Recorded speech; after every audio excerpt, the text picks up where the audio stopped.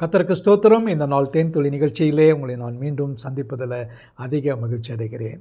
இந்த நாளில் கூட யோவான் எழுதின இந்த நிருபத்து சுவிசேஷத்தில் முதல் அதிகாரம் 29வது வசனத்தை உங்களுக்காக படிக்கப் போகிறேன்.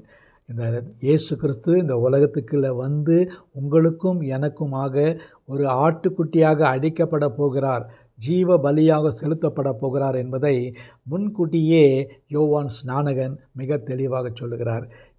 யோவான் ஸ்நானகன் இயேசு கிறிஸ்துவுக்கு வழிகளை செவைப்படுத்த அவர் வந்தார். அவர் அப்படியாக ஒரு பக்கத்தில் தன்னுடைய ஊழியத்தை செய்து கொண்டிருக்கும் பொழுது இயேசு ஒரு குறிப்பிட்ட நேரத்தில் அங்கே வருகிறார்.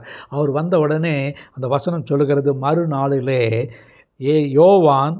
யோவான் சுவிசேஷகன் இயேசுவை தன்னிடத்தில் வரக்கண்டு, இதோ உலகத்தின் பாவத்தை சுமந்து தீர்க்கிற தேவ ஆட்டுக்குட்டி, உலகத்தின் பாவங்களை சுமந்து தீர்க்கிற தேவாட்டுக்குட்டி என்பதை இயேசு தன்னுடைய 30வது வயதில் இந்த உலகத்தில் வந்து பலஸ்தீனா தேசத்தில் இருக்கும் பொழுது அவருடைய உறவினராகிய யோவான் ஸ்நானகன் மிக தெளிவாக காட்டுகிறார். இதோ இவர்தான் உலகத்தை பாவத்தை சுமந்து தீர்க்கிற தேவ ஆட்டுக்குட்டி.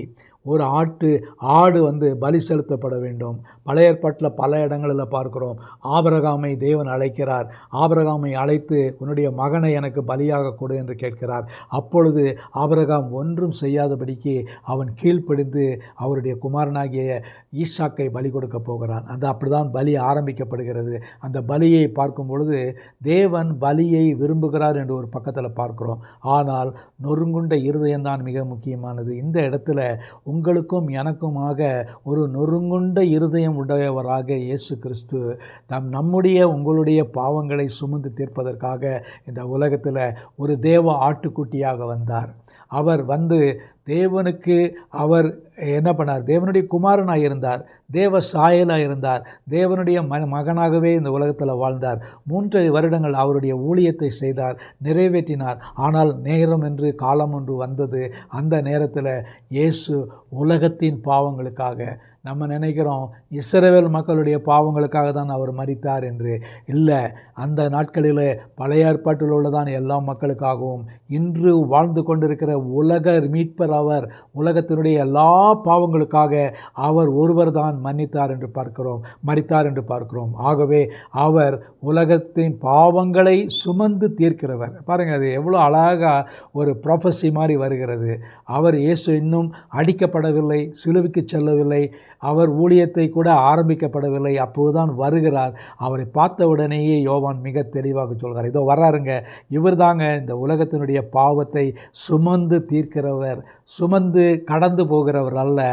அவர் அப்படியாக வேறு ஒரு மனிதனைப் போல கடந்து செல்கிறவர் அல்ல, சுமந்து தீர்க்கிறவர். அவர்தான் தீர்வை கொடுக்கிறவர், பாவங்களுக்கு ஒரு முடிவை கொடுக்கிறவர். அப்படிப்பட்ட இயேசு இவர்தான் என்று அந்த தேவ ஆட்டுக்குட்டியை உலகத்துக்கு முதலாவது வெளிப்படுத்தி காட்டினார். கிறிஸ்துவுக்குள் பிரியமானவர்களே, நாமும் கூட இந்த தேவ ஆட்டுக்குட்டியை இந்த லெந்து காலத்தில், பாடுபடுகிற வாரத்தில், அந்த காலங்களில் 40 நாள் அளவும் அவரை நாம் மற்றவர்களுக்கு காட்டுவோமா? இந்த இயேசு தான் உலகத்தின் பாவங்களை சுமந்து தீர்த்தவர், நம்மோடு கூட இன்றும் நம்மோடு கூட ஜீவிக்கிறார், நம்மோடு கூட இருக்கிறார் என்று அவரை நாம் அறிக்கை செய்வோமா? மற்றவர்களுக்கு அவரை நாம் சுவிசேஷமாக அறிவிப்போமா? அப்படி செய்வோம் என்று சொன்னால் என்னுடைய பாவங்களை மன்னிக்கப்பட்டது மட்டுமல்லாமல் உலகத்தினுடைய எல்லா பாவங்களையும், வரப்போகிறதான எல்லாருடைய பாவங்களையும் மன்னிக்கிறவர் அவர் என்பதை உலகம் அறிந்து கொள்ளும். அதை செய்வோமா? இந்த நாளிலே முடிவெடுப்போம். நல்ல ஆண்டவரே, உம்மை நன்றியோடு துதிக்கிறோம், ஸ்தோத்திரிக்கிறோம். உலகத்தின் பாவங்களை சுமந்து தீர்த்ததான எங்கள் ஆண்டவராய் இயேசு கிறிஸ்துவே உமக்கு நன்றி செலுத்துகிறோம். ஆண்டவரே, இந்த உலகம் முழுவதிலும் நீர்தான் ஆண்டவராய் இருக்கிறீர், நீர்தான் இரட்சகராய் இருக்கிறீர். அதை உலகம் ஏற்றுக்கொண்டாலும், மக்கள் ஏற்றுக்கொண்டாலும் ஏற்றுக்கொள்ளாவிட்டாலும் அன்றே சொல்லிவிட்டீர், இதோ உலகத்தின் பாவங்களை சுமந்து தீர்க்கிறவர் வருகிறார், அவர்தான் இயேசு என்று சொல்லிவிட்டீர். ஆகவே அதில் மாற்று கருத்துக்கள் எதுவும் இல்லை ஐயா. உம்மை ஏற்றுக்கொள்கிறோம், நாங்கள் உம்மை வணங்குகிறோம், உம்மை புகழுகிறோம், உம்மை ஸ்தோத்தரிக்கிறோம். மீட்பர் இயேசுவின் நாமத்தில் ஜெபிக்கிறோம் நல்ல பிதாவே. ஆமேன், ஆமேன். கர்த்தர் உங்களை ஆசீர்வதிப்பாராக. இந்த நாள் உங்களுக்கு ஒரு ஆசீர்வாதமான ஒரு நாளாக அமையட்டும்.